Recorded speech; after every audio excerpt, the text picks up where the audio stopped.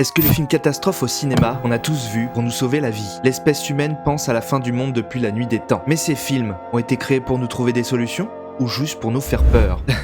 Super thématique, surtout avec ce qui s'est passé en France avec les inondations et ce qui se passe en ce moment avec l'Espagne, le thème de la fin du monde nous parle à tous. Bonjour à tous, j'espère que vous allez bien. On va faire un tour d'horizon historique de la peur de la fin du monde que nous, êtres humains, nous avons, en passant par les films catastrophes qui, je l'espère, ne passera pas de l'état de fiction à réalité. Au fait, n'hésite pas à t'abonner si toi aussi tu te poses des questions sur tout ce qui t'entoure, sur ta société, sur l'histoire. On vise les 4000 abonnés, alors viens en faire partie et me donner de la force. J'ai récemment vu le film Don't Look Up sur Netflix avec Leonardo DiCaprio. Pour ceux qui ne l'ont pas vu, c'est un film sur la fin du monde. Une météorite géante va frapper la Terre et on peut voir dans le film comment les gouvernements ou les médias vont gérer cette affaire. Ça m'a donné l'idée de cette vidéo. Je me suis demandé qu'est-ce que feraient les États et les médias si la fin du monde était programmée dans un mois.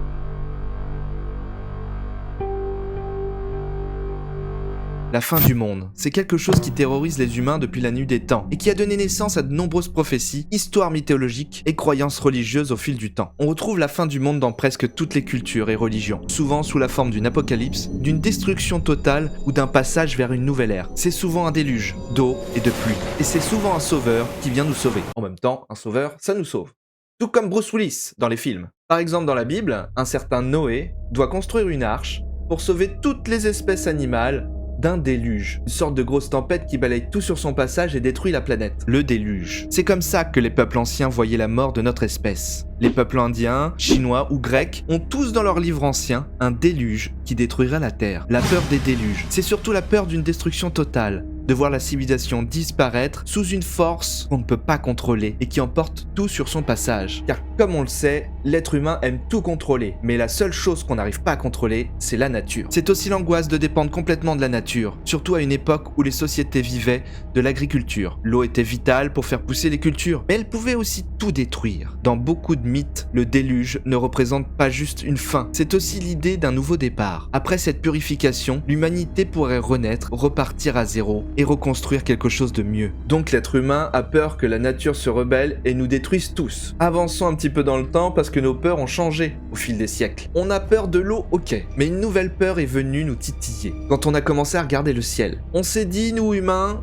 peut-être que le ciel est plus mortel que l'eau. Au début du 19e siècle, les scientifiques commencent à comprendre que certains cratères sur Terre ont été causés par des objets venus de l'espace, comme des météorites. En 1803, une chute de météorites à l'Aigle, en France, est étudiée par le physicien Jean-Baptiste Biot, ce qui prouve que les météorites viennent bien de l'espace. C'est surtout dans la deuxième moitié du XXe siècle, avec les avancées en astronomie et la découverte de l'impact d'astéroïdes qui a causé l'extinction des dinosaures, que l'idée d'un impact cataclysmique prend forme. Dans les années 1980, les scientifiques découvrent un cratère massif au Mexique, le cratère de Chicxulub.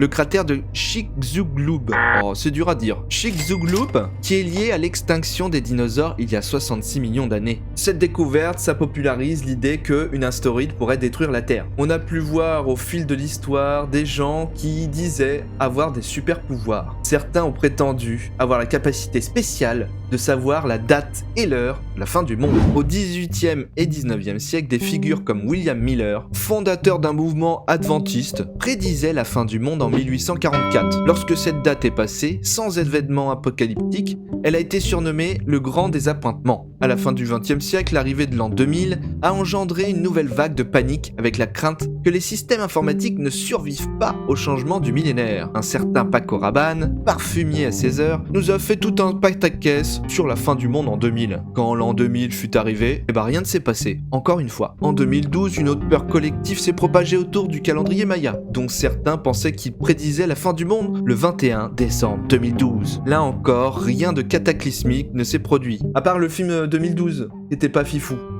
Petite analyse simple de toutes ces prédictions. Non, je ne pense pas qu'un humain peut prédire la fin du monde. Fin de l'analyse. Maintenant qu'on a bien toutes ces informations, dirigeons-nous vers les films catastrophes. Parce que pour moi, je pense que c'est très intéressant de les étudier.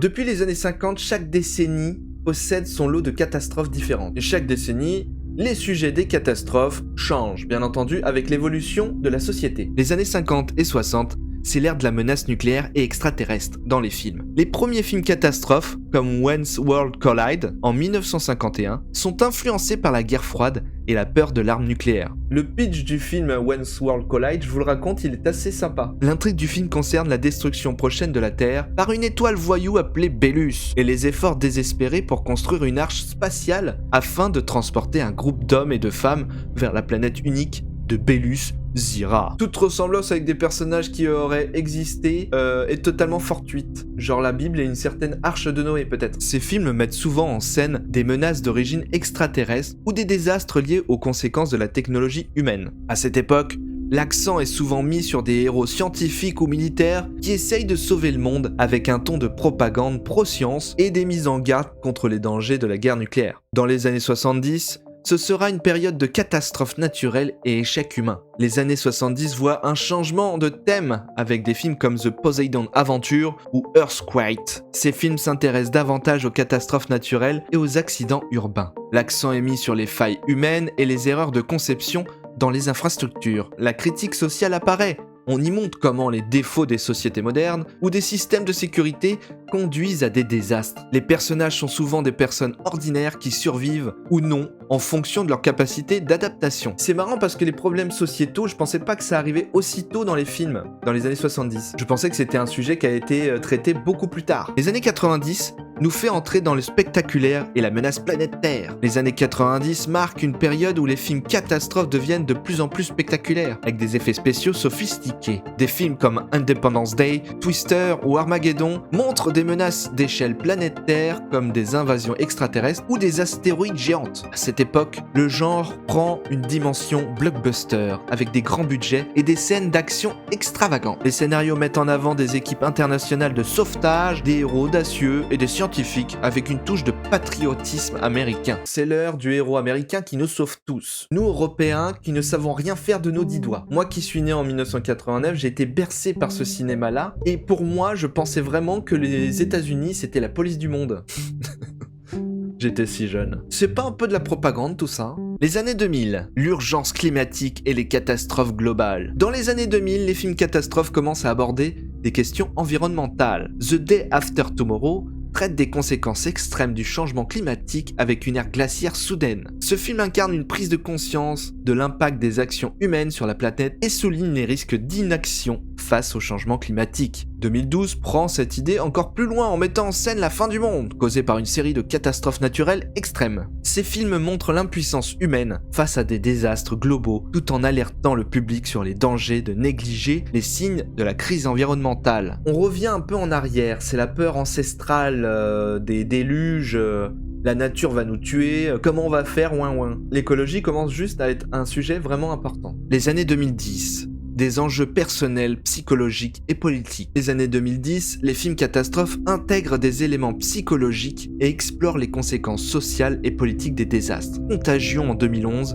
par exemple, aborde la propagation d'un virus mortel en mettant l'accent sur la réaction de panique, la désinformation et les défaillances des gouvernements. Le thème du changement climatique persiste, mais il se mélange souvent à des réflexions sur la survie humaine. Les films de catastrophes deviennent alors plus réalistes, explorant des peurs actuelles comme la pandémie, les catastrophes technologiques et les crises sociales. Depuis 2020, on va vers un réalisme dystopique et une critique des réponses humaines. Depuis la pandémie du Covid-19, les films catastrophes se concentrent sur la dimension psychologique de la survie, les dilemmes moraux et les défaillances des autorités. Des œuvres récentes comme Don't Look Up jouent sur le ton de la satire pour montrer l'inaction politique face à des menaces majeures, tout en soulignant l'impact de la désinformation et du déni collectif. Les films contemporains tentent à montrer que la réaction humaine face aux catastrophes peut être aussi dangereuse que la catastrophe elle-même, avec une critique sur l'inaction, le manque de préparation et la politique. C'est là que je voulais en venir dans cette vidéo. Ce débat vital pour notre espèce. Comment nos sociétés actuelles réagiraient face à la fin du monde. Plusieurs fois dans les films catastrophes, nous voyons les riches ou puissants posséder des vaisseaux pour quitter la Terre qui se meurent en abandonnant les pauvres et les inutiles, en les sacrifiant pour la bonne cause. Dans bon nombre de films, l'être humain préfère créer des plans de secours que de sauver la planète elle-même. Par exemple, dans Interstellar, le personnage joué par Matthew McConaughey doit trouver une autre planète habitable, car la nôtre est presque morte. Mais si on réglait les vrais problèmes, si on éteignait le feu dans la cuisine, avec toutes les alertes que les films catastrophes peuvent nous faire, on ne peut plus dire on ne savait pas. On ne nous a pas informés sur la situation catastrophique du réchauffement climatique. Je pense quand même que nous sommes intelligents, et je crois que les films catastrophes peuvent nous donner plein de leçons de survie pour nous en sortir face au pire. Je suis de nature pessimiste, mais sur ce point, j'espère vraiment que nous allons réagir. Pas trop tard. Sinon, notre fin sera le plus spectaculaire des films catastrophes jamais vus. J'espère que je ne vous ai pas trop déprimé. Le but étant de vous faire une analyse un petit peu des films catastrophes et de tout ça, de ce qui se passe un peu dans notre planète. Après, je suis pas rentré dans le côté scientifique de la chose. Il y a des youtubeurs qui font ça très bien, ou même des scientifiques. J'ai posé une question à ChatGPT, une IA, sur la fin du monde, et je vais vous montrer sa réponse. Elle est assez surprenante. Il est difficile de prédire l'avenir avec certitude. L'humanité fait face à de nombreux défis, mais aussi à des opportunités. La capacité à surmonter ces défis dépendra de la volonté collective de collaborer, d'innover et de prendre des décisions éclairées. Dans l'ensemble, l'issue est ouverte. Il y a des raisons d'espérer que l'humanité pourrait naviguer à travers les crises à venir. Même l'IA pense qu'on va s'en sortir, franchement. Eh ben, c'est l'IA qui aura le mot final. Je ferai une vidéo sur l'IA dans les mois qui viennent, parce que c'est un sujet ultra intéressant. N'hésitez pas à donner votre avis en commentaire, on va pouvoir débattre ensemble sur ce sujet. Si la vidéo ne vous plaît pas, passez à une autre vidéo, c'est pas grave. C'est fini pour cette vidéo, je vous dis à très vite pour une nouvelle histoire surprenante.